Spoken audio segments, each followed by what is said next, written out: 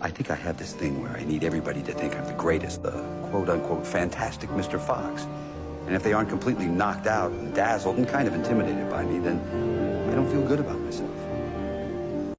I haven't really been feeling like myself lately. When I wake up, I don't want to do anything, and when I get out of bed, I don't do anything. I just kind of waste my time.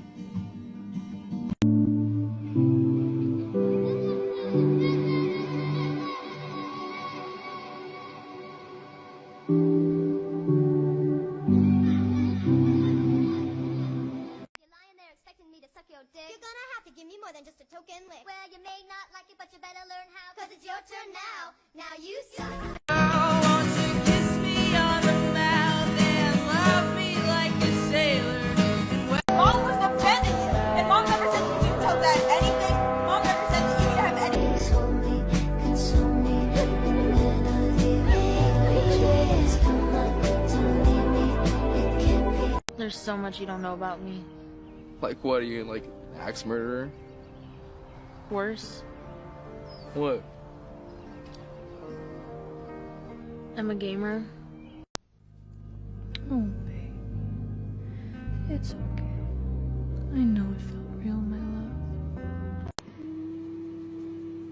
I can't let that dude, your face. You're so beautiful.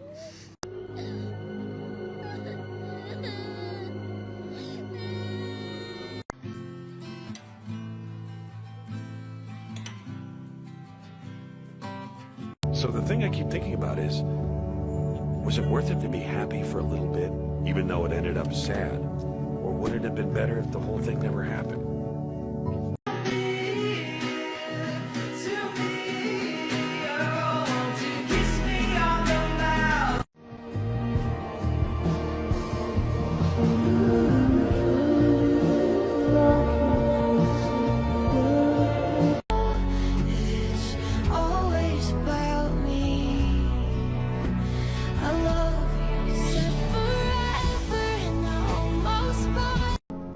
Thing is, I cared about him more than anyone else in the world. But it wasn't enough. He walked away like it was the easiest thing in the world to do. All day, every day, therapist, mother, maid, nymph, then a virgin, nurse, then a servant, just an appendage, lift to attendance. I wanna feel it. You got me fucked up in the head, boy. Never doubted. There's so much you don't know about me. Like what, are you like an axe murderer? Worse, What? I'm a gamer.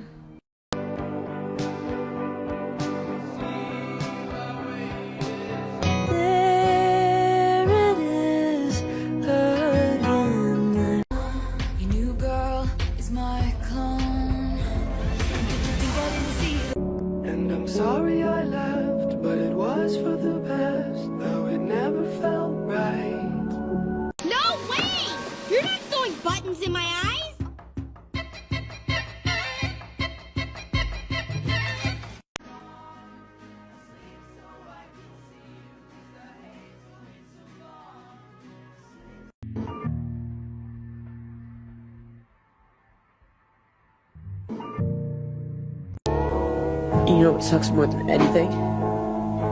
Tell me. You understand, Cassie.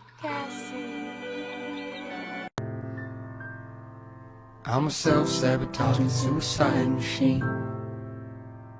Let it all go.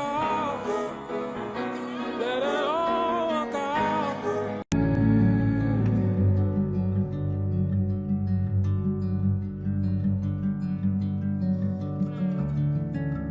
So I will wait for the next time. And I hate to make this all about me.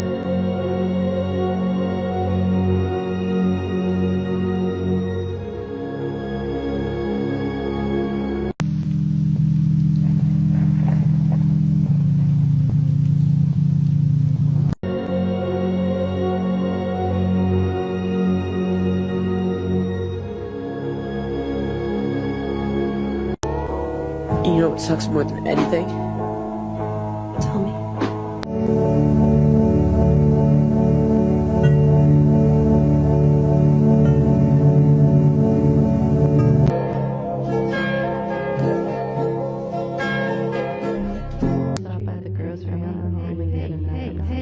Hey, are you even paying attention to me right now?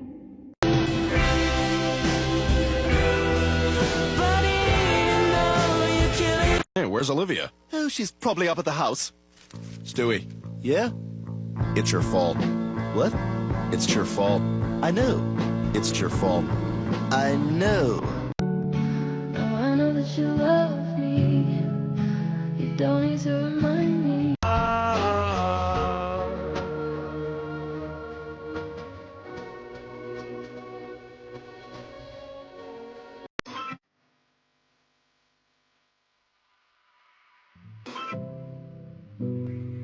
Please don't leave me now.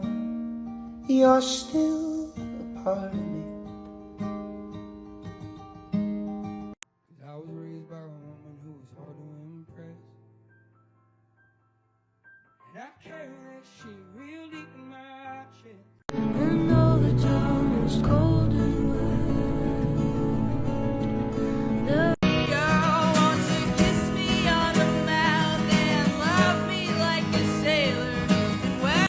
Meditate, save your soul for Jesus. That's what they do, okay? They act like they love you. They act like they'll be there forever. And then one day they'll pack up all their stuff and move away and take their love with them. Lay on the horn to prove that it haunts me.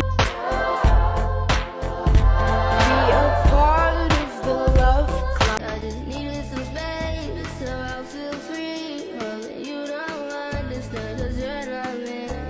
Jesus Christ, I'm so blue all the time. Maybe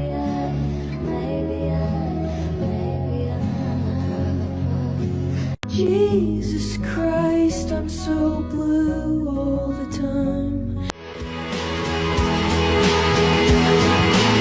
Sunlight comes creeping in, illuminate. Too much labor all day, every day, therapist. Oh, you're beautiful. My wife is beautiful. You are incomparable. I keep going back to that moment in the ICU when she looked at me and I see you. I see you. My mother is dead, and everything is worse now. This National Suicide Prevention Month, a month to remember the lives lost to suicide, the millions who have struggled with suicidal ideation, and acknowledge the individuals.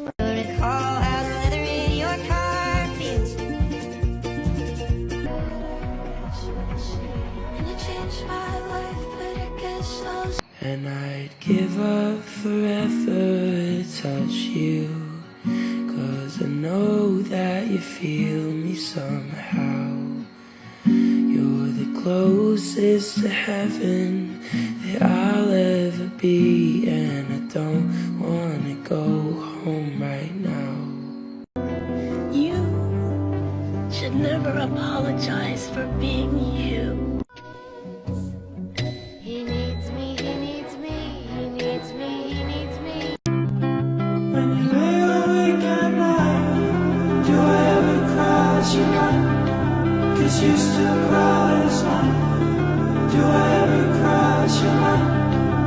Tears used to cross my baby, if your love is in trouble.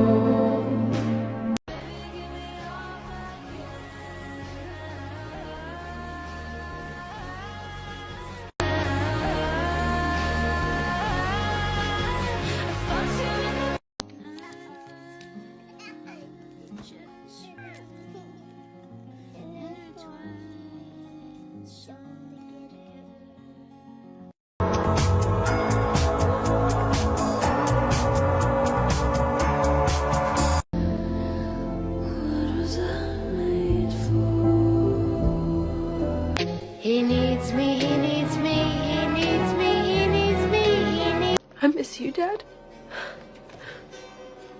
I miss you until I close my eyes.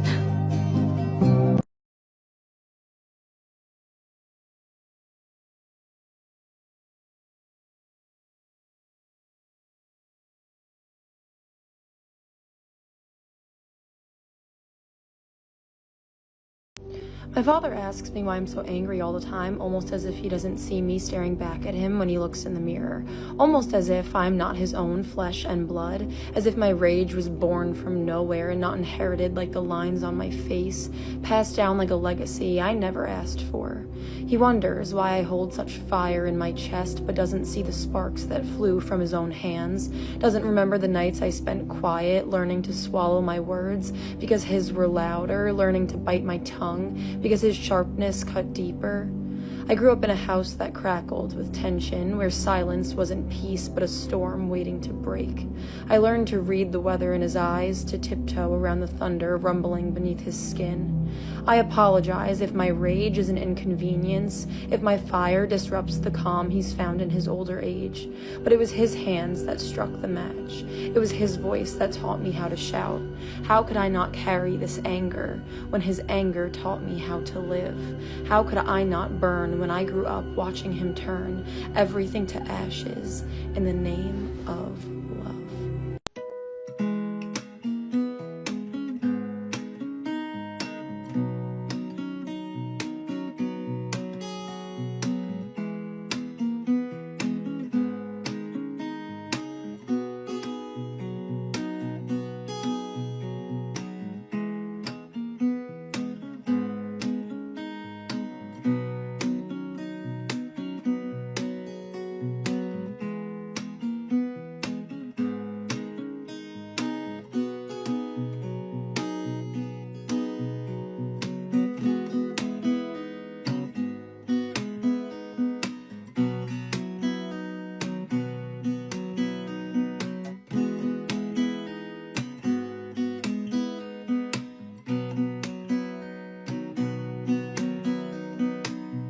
Sometimes I go out by myself, and I look across the water. Oh, when I think of all the things of what you're doing, and in my head I paint a picture. 'Cause since I've come home, oh, well, my body's better masked, and I missed your ginger hair and the way you like to dress. Won't you come on over? Stop making a fool out of me. Oh, why don't you come on over, Valerie? Oh, Valerie. Oh, Valerie.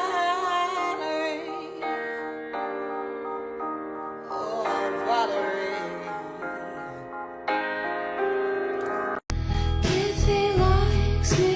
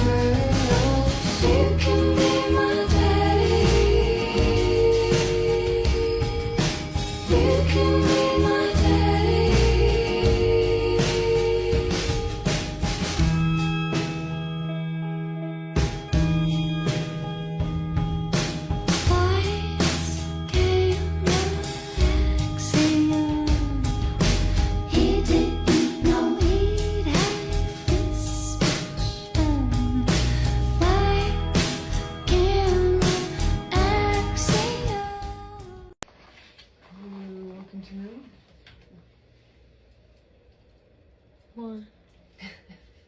Smile? Be happy? Why? Because it's better than not being happy. You could be happy. Things are okay. Right? A lot of stuff going for you. Like what? Like you're going to college where you want to go. Like you have a job and money. Like you have a house and food and a cute little doggy. And a mommy who loves you to death. And you did some good stuff in your life, girl. And you're gonna be 20 in a couple days. What do you think about it? Tell me how you can go a whole day without talking to someone you claim to love when last night you told me all of this stuff and I haven't heard from you since? I stopped caring and I stopped bringing it up because it's something you won't change. And it stopped bothering me until I saw you today and you still didn't even say anything. How does that even make sense? You looked at me dead in the face with no emotion and shut the door. You told me you loved me out of habit because it was a standard you looked for. Tell me how you want to see me, then once you do, you look at me like I'm a stranger. How can you call me all of these nicknames, then turn around and run your mouth? I don't understand you, and this cycle won't ever change because you don't care enough to make it happen.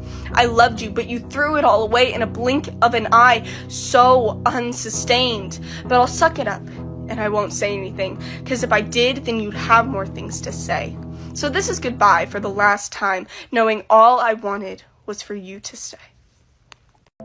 There is so much hell in my heart and my head, and I'm still kind. I'm on fire, but I still love. I have razor blades pinching my insides, but I'm still gentle and soft. You wouldn't know the storm that I carry, because I wear my smile like a shield, offering my warmth to those around me, even when I feel cold inside. I wake up each day, choose to love, choose to give, to be the light in someone else's darkness, even when I'm drowning in my own. Sometimes I forget. I need the love I give away. I deserve the kindness that I offer, but I'm the one I often neglect. I've become the person I once needed, the one I wished would save me when the world was too heavy and the stillness was suffocating. But here I still stand, bruised but not broken, with love in my hands and fire in my soul, giving to the world what I never had for myself. I save everyone else, but who is going to save me? I can't sleep, so I want to tell you what's keeping me up at night. I lived with a racist white roommate for 2 years, and it's time to tell my story, okay? Just to give you vibes, it was a 3-bedroom apartment. Me, an Arab, an Indian, and then him, okay? We're gonna call him Mike for the rest of the story. I realized Mike was racist pretty early on. Basically, this one time, my friend, she's a hijabi, and she was coming over to, like, pick something up or whatever, right? And I told her, I was like, I'm so sorry, I'm just getting ready. Like, I just finished my shower, okay? I was like, give me 5 minutes and I'll be in the living room. If you want, like, the doors open, just come in, right? And, you know, she walks in, and immediately my phone starts buzzing, right? I check my phone, and I'm like reading her text, and she's like, Adib, I think your roommate's scared of me. I was like, what do you mean? Get dressed real quick. I run into the living room. I'm like, oh, hey, like, what's going on? She's sitting down. He's standing, like, really far away from her, and he's, like, asking her questions. Where are you from? What, like, no, where are you really from? What country do you, like, whoa! Whoa! Is it tight under the... Whoa! Please, I intervene, and I'm like, dude, like, that's not okay to say. You know what I mean? Like, that's really weird. You're making her visibly uncomfortable. And she's just kind of like, she's like, deep, like, he's weird. He's freaking me out. Mind you, he's like tall, blonde, blue eyes. Feel me? Now, obviously, that was more than enough for me. You know what I mean? Like, I stopped being friends with him immediately. Like, I wasn't even nice, cordial, nothing. You know what I mean? Like, hi, bye, tops, okay? Now, my roommate, like the other one, he's my best friend, and he's just the type that's like trying to be, you know, nice to everyone because we live together. You know what I mean? But then Mike started doing an Indian accent to make fun of him all the time. Great. So sometimes me and my best friend would be talking. I would be like, oh, like I used to go to like Syria and Lebanon because I lived in Jordan. That's like a 4-hour drive to Lebanon, and that's like a 2-hour drive to Syria. Not a big deal. You know what I mean? Mike would hear these conversations, pop out of his room, and be like, huh, what were you doing in Syria? I can't. And he wouldn't stop, you know what I mean? Like, he would literally be like, salute the troops that went to Iraq. Why would you say that to me? Why? It's, Like, we all know that was a war crime. Why would you say that to me? You know what I mean? One time he like stood in front of us, and I don't know why. I don't even remember the context of the situation, but I just remember that sentence that won't leave my brain. And he was just like, oh, like, I just want you guys to know, like, although some races have genetics that give them like abilities to be like, you know, like better athleticism or like this or whatever, white people are superior. I was like, please find me any kind of proof, any kind of real scholar, like anything, you know what I mean? Any article, any published anything from this last decade, you know what I mean? Don't pull something up from like 50 years ago, Germany, feel me? That proves what you're saying. You know what I mean? Like, he kills me, man. He was a filthy individual. I mean, like, he would go to the gym, come back, days on end. I think one time, 5 days in a row. He worked out every single day, 5 days in a row, no shower. You know what I mean? Only wears slides, no socks. You know what I mean? Like, he had short hair, like a buzz cut all the time, and it would be oily. Do you know how crazy that is? To have a buzz cut that's oily? Please. One time I texted him, I was like, could you please like just do the dishes because everything is rotting, it smells, and the countertop is filthy because of everything. Like, there's ketchup on it for no reason. You know what I mean? Could you clean that? He confronted me when I got home that day, and he said, could you not impose your culture on me? I wanted to lose my mind. Biggest blowout was this one time, like, it was like, maybe, I think it was the last time I actually properly had a conversation with him. But basically he was like, why don't you like me? I was like, I don't know. Maybe because you hate, like, me before you even got to know me, you know what I mean? Just because my identity, like, where I'm from, like, what I believe in, like, you feel me? And then he was like, no, I don't think so. I think you just enjoy, because, like, okay, one thing I love to do is he'll be like, I'll be visibly upset, you know what I mean? Or, like, it's really hot. He'll be like, oh, is it like hot outside? I'd be like, no, it's freezing. You know what I mean? Like, obviously it's like I'm being sarcastic. It's not a lie. You know what I mean? And he was like, no, I just think you Muslims like to lie to us. That was the last time I spoke to him, literally. Fun fact, he was studying pre-law. Don't know what he's up to anymore, but just, you know, I don't know what to say, man, but just, I had to share. It kept me up. I don't know what to tell you.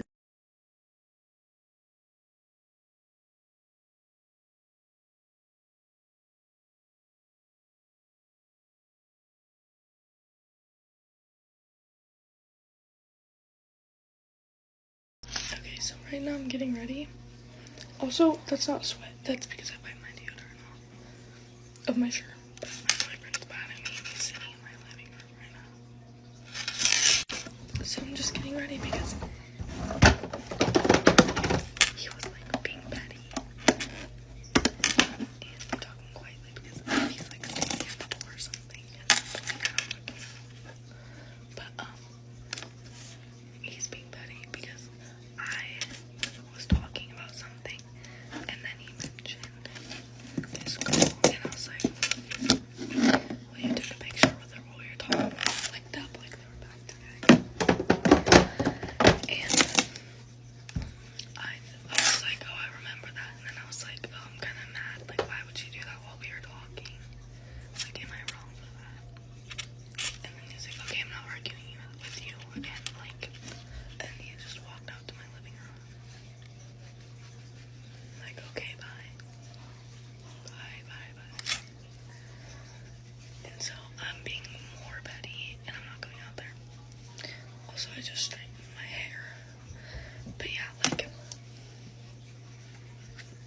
and every single time without fail, I'll bring something up that he did, and then I'll say something that I did. Like, he was like, well, you shot basketballs with another guy. That was like 3 months before we started, like, seriously talking. That's just when we were snapping and stuff. But yeah, that's my little rant, because I'm like, you like flicked up with her in a parking lot. Like, that's crazy, bro. And now that I'm thinking about it, I let way too much stuff slide.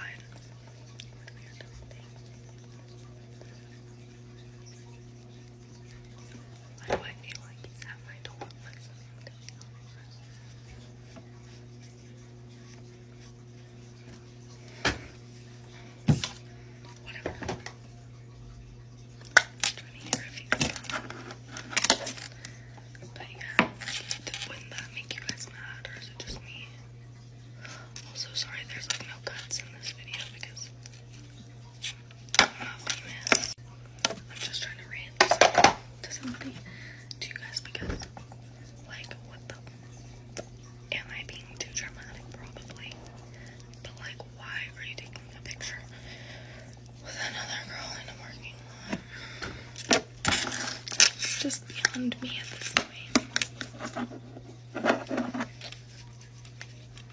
But whatever.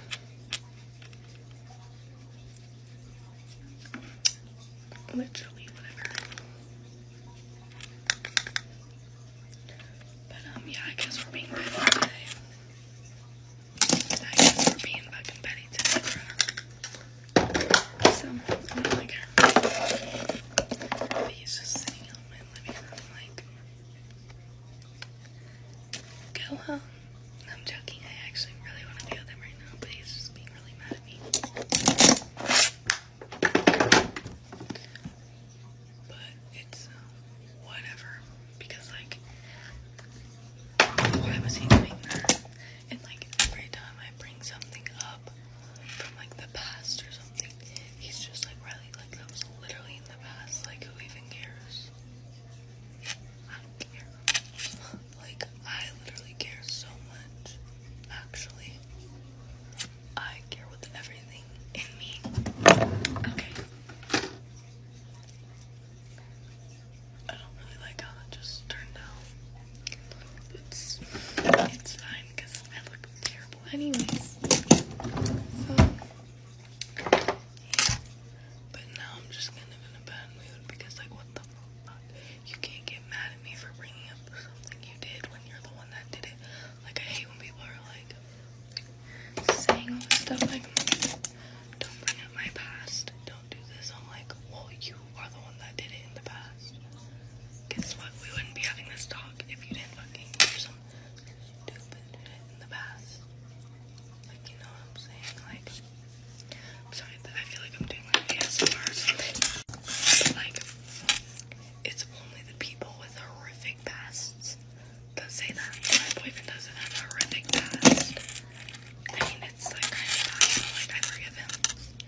But like, I don't know, it's just always those people that say it. And so I thought that was him, you guys. But Quick warning, the things that this man did to women and even his own mother are so gross, so foul, you are going to feel sick. He's known as one of the most notorious serial killers in American history who craved being a genius and being in control and being strong, when in reality he was a pathetic incel with mommy issues. So many times when we talk about serial killers, you hear people say, there were no signs. He was a normal guy. We never saw this coming. Well, this is not the case when it comes to Ed Kemper, the co-ed butcher. Ed's parents had a loveless marriage, and from everything I've read, everyone says that Ed's mother was not a nice lady, and when Ed was 9 years old, his father, who he really looked up to, left the family to get away from his wife. Reportedly, Ed's mother mistreated him a lot when he was a child. She verbally abused him, belittled him, told him that no woman would ever love him, and she would even lock him at night down in the cold, dark basement because she was afraid of him. And I need to stress that I don't think her methods were right at all. I don't think locking a child in a dark basement at night because you're afraid of them is right at all. All I'm saying is I understand where she's coming from because Ed was a scary child. The red flags started when he was 7 years old or possibly even younger. He would want to play these very violent games with his two sisters. He would also cut the heads off his sister's dolls. And then when he was a second grader, so like 7 years old, he began to stalk his second grade teacher. He was obsessed with her and would follow her home. At 10 years old, he took the family's cat and buried it alive in the backyard. And then when he was 13 years old, they got another cat to replace the one that he unalived, and then he unalived that cat as well. This time, even in a more violent way, he took one of those sharp weapons that you find in the kitchen to unalive this cat. So that's what I'm trying to say. I don't think what Ed's mom did was right at all. I'm just saying I understand why she's afraid of him. When Ed was like 14, 15 years